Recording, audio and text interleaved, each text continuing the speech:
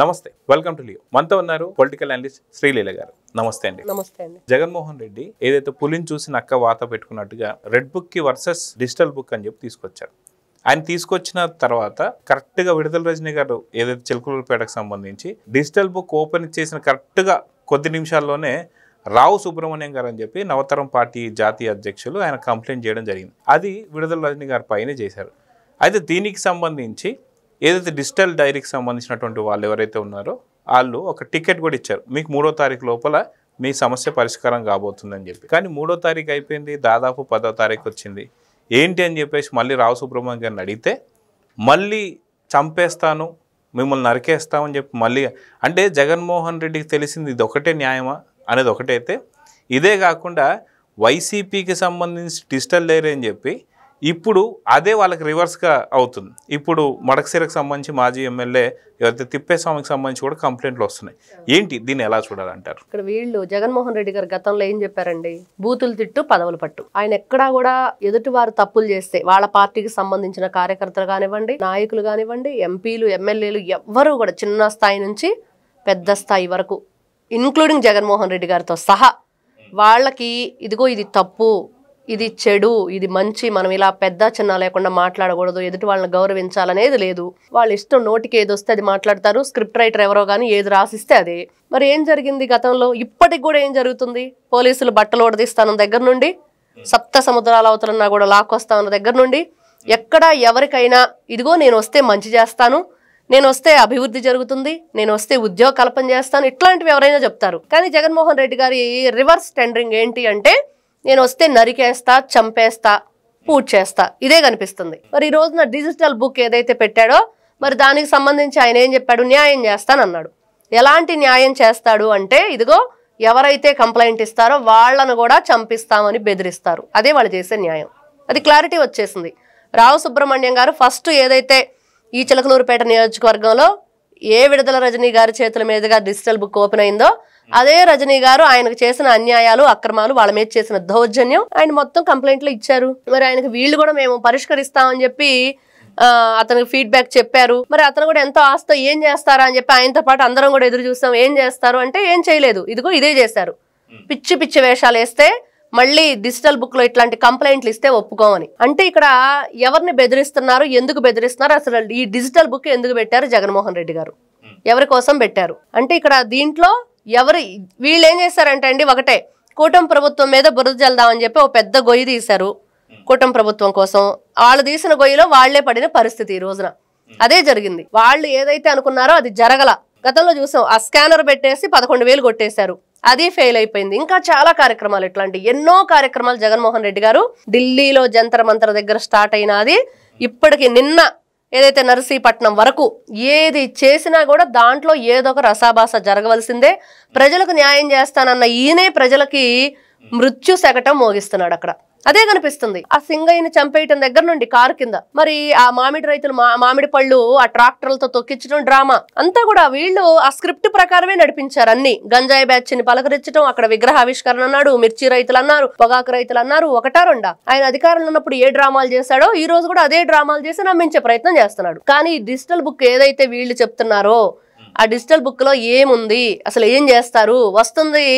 ఈ రోజున నిజంగా వాళ్ళు ఏం ఎక్స్పెక్ట్ చేస్తారంటే, కూటమి ప్రభుత్వం మీద చాలా కంప్లైంట్ వస్తాయి, ఇంకా మనకి రోజు ఇదే పని. అతను చెప్తాడు కదా, కట్టండి బ్యానర్లు, కొట్టండి డప్పులు అన్నట్లుగా మనం కూడా రెడీగా ఉందాము, కెమెరా పట్టుకొని చక్కగా కూటమి ప్రభుత్వం మీద మనం విషం చిమ్మటం కాదు 10 మంది చేత చిమ్మిద్దామని ఆలోచించారు. అది బూమరాంగ్ అయింది జగన్మోహన్ రెడ్డి గారికి. తీరా చూస్తే ఈ రోజున వాళ్ళ ఎమ్మెల్యేలు, వాళ్ళ ఎమ్మెల్సీలు, వాళ్ళ మీదే ఈ రోజున ప్రజలు ఇదిగో మీరు అధికారంలో ఉన్నప్పుడు 2019 నుంచి 24 వరకు ఇంత ఘోరాలు నేరాలు చేశారు, మరి దీనికి సమాధానం చెప్పగలరా? జగన్మోహన్ రెడ్డి గారి మీద కూడా ఉన్నాయా ఈ రోజున కంప్లైంట్లు బోలెడన్ని. ఆయన ఏ రోజైనా అసలు ప్రజలతో మాట్లాడా, కలిశాడా? అధికారం రాబోయే ముందు ఏ విధంగా ఉన్నాడు, వచ్చాక పరదాలు కట్టుకొని ఏ విధంగా తిరిగాడు? ఎక్కడ ఎవరిని పలకరించినా పాపాను పోలేదు. మరి ఇన్ని విధాలుగా ఆయన మీద కంప్లైంట్లు ఉన్నప్పుడు ఈయన ఈ రోజున తనను తాను రక్షించుకోవటానికే తనకు టైం సరిపోవట్లేదు. ఇంకా పార్టీ గురించి, ఆ పార్టీ నేతల గురించి, లేకపోతే వాళ్ళు ఇచ్చే కంప్లైంట్ల గురించి ఆయన పట్టించుకునే ఇది ఎక్కడుంది అనేది ఎవరికి అర్థం కాని పరిస్థితి. అయితే మడకశిరకు సంబంధించి మాజీ ఎమ్మెల్యే ఎవరైతే ఉన్నారో తిప్పేస్వామి పైన కూడా దాదాపు 25 లక్షల రూపాయలు తీసుకున్నారని చెప్పి ఒకరి కంప్లైంట్, దాదాపు అంగన్వాడికి సంబంధించి ఒక ఉద్యోగం ఇప్పిస్తా అని చెప్పి అక్కడ 75,000 తీసుకున్నారని చెప్పి ఇంకో కంప్లైంట్, ఇవే కాకుండా చాలా అక్రమాలు అవినీతి చేశారని చెప్పేసి కంప్లైంట్ ఇచ్చారు అదే డిజిటల్ బుక్లో. నిజంగా మొన్న విడుదల రజనీ గారికి 3వ తారీఖు ఏదో చేస్తానని చెప్పేసి అన్నది చేయకుండా మళ్ళీ బెదిరింపులు, అదే చంపేస్తా నరికేస్తా అని మాట్లాడుతున్నారు. ఇప్పుడు తిప్పేస్వామి మీద ఇచ్చిన కంప్లైంట్ కన్నా సరే న్యాయం జరిగిద్దా? నిజంగా ఆ డైరీలో పేర్లు ఏవైతే వచ్చాయో వాటికి సంబంధించి వాళ్ళు ప్రభుత్వంలోకి రావాల్సిన అవసరం లేదు. వాళ్ళు ఇప్పుడు పార్టీ అధ్యక్షుడిగా జగన్మోహన్ రెడ్డి గారు ఉన్నారు కాబట్టి జనాలు నమ్మాలి అంటే వాళ్ళని సస్పెండ్ చేస్తే నమ్ముతారా లేదా, నిజంగా సస్పెండ్ చేసే అవకాశం ఉందా లేదా అంటే ఏం చెప్తారు? ఇక్కడ ఫస్ట్ ఒకటండి, మీరు అంటున్నట్లుగా ఆ తిప్పేస్వామి గారికి సంబంధించిన ఏదైతే కంప్లైంట్ ఉందో దానికి న్యాయం జరగదు. ఇది 100% బల్ల గుద్ది చెప్పొచ్చు ఈ విషయంలో.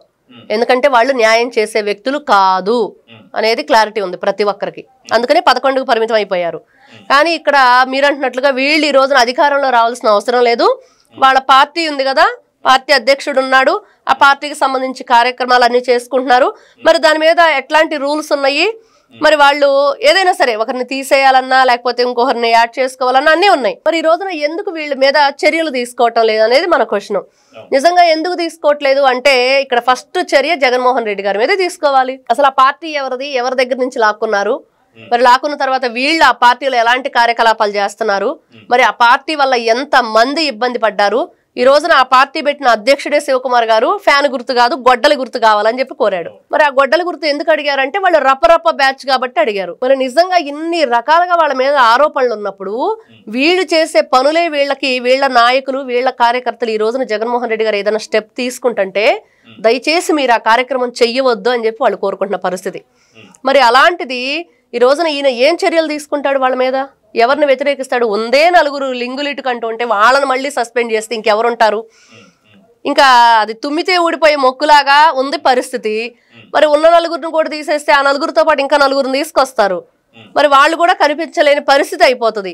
ఇంకా జగన్మోహన్ రెడ్డి గారు ఒక్కరే ఏక నిరంజన్లా ఉండి ఏం చేస్తారు? మరి ఇన్ని రకాల జగన్మోహన్ రెడ్డి మీద కూడా సొంత తల్లి చెల్లి కూడా కంప్లైంట్ ఇచ్చే అవకాశం ఉంది డిజిటల్ డైరీలో. ఖచ్చితంగా మేనల్లుడు ఇవ్వాలి, మేనకోడలు ఇవ్వాలి, తల్లి, చెల్లి, ఇంకొక చెల్లి, బాబాయ్ కూతురు, మరి ఈ విధంగా చెప్పుకుంటూ పోతే దస్తగిరి కూడా పెడతాడు.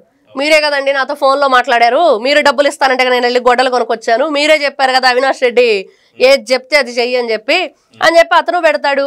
అటువైపు సునీల్ రెడ్డి ఉన్నాడు. మరి ఇట్లా బోలెడు అంతమంది ఉన్నారు ఆయన మీద కంప్లైంట్ చేయడానికి రాష్ట్ర ప్రజలు. మరి ఇప్పుడు నిన్న అతను నర్సీపట్నం వస్తుంటే అక్కడ డాక్టర్ సుధాకర్ ఫ్యామిలీకి క్షమాపణ చెప్పాలని కోరారు. మరి ఇంకోవైపు కోడికత్తి సీను, గులకరాయి కేసు, 1 కాదు 2 కాదు, ఈ విధంగా చెప్పుకుంటూ పోతే ఆయన ఎంత మందికి ఎన్ని విధాలుగా అన్యాయం చేశాడు. మరి ఈ రోజున వీళ్ళు ఇంత మేమేదో చేస్తామంటే పులి వచ్చి అక్కడ కుందేళ్లని నేను మీకు రక్షణగా ఉంటాను అని చెప్తే ఎలా ఉండిద్ది? ఎవరైనా నమ్ముతారా? అదే రోజు కూడా తినేస్తా ఉండి దాఖలేసినప్పుడు. అది భక్షించేదే గానీ రక్షించేది కాదని తెలిసిన విషయం అందరికి. అదే ఒకసారి చూసారు ఆల్రెడీ 2019 నుంచి 24 వరకు. అంతకుముందు తెలియక ఒక్క ఛాన్స్ అని ఇచ్చారు, అయిపోయింది. ఇది పులి అంటే పులివెందుల పులి అంటే కేవలం పేరుకే పరిమితం కాదు, దాని రూపం ఏంటో క్రూరత్వం ఏంటో కూడా చూపించిద్ది అనేది 4.5 years జరిగింది. ఇప్పుడు అదే తప్పు ప్రజలు చేస్తారా, నమ్ముతారా అంటే నమ్మే పరిస్థితి లేదు. జగన్మోహన్ రెడ్డి గారు వాళ్ళని వాళ్ళు సమర్థించుకోవడం తప్పించి ఎక్కడా కూడా మరి మా వాళ్ళు తప్పు చేశారు మేము వీళ్ళని శిక్షిస్తాం అనేది లేదు. వాళ్ళు డిజిటల్ బుక్ కాదండి, సోషల్ మీడియాలో ఎవరు యాక్టివ్గా ఉన్నా, ఎవరు వీళ్ళ గురించి గతంలో మరి క్వశ్చన్ చేసినా కూడా 3rd degree ఇచ్చిన పరిస్థితి. మరి ఇంత ఘోరంగా ఉన్న, ఇంత భయంకరమైన పరిపాలన అందించిన జగన్మోహన్ రెడ్డి గారు ఈ రోజున డిజిటల్ బుక్, మరి దాంట్లో మరి కంప్లైంట్లు, వాళ్ళ మీద చర్యలు అంటే ఆ కంప్లైంట్ ఇచ్చిన వాళ్ళ మీద వీళ్ళు చర్యలు తీసుకునే పరిస్థితి. మరి ఇంతకంటే గౌరవ నేరం ఇంకెక్కడ ఉంటుంది?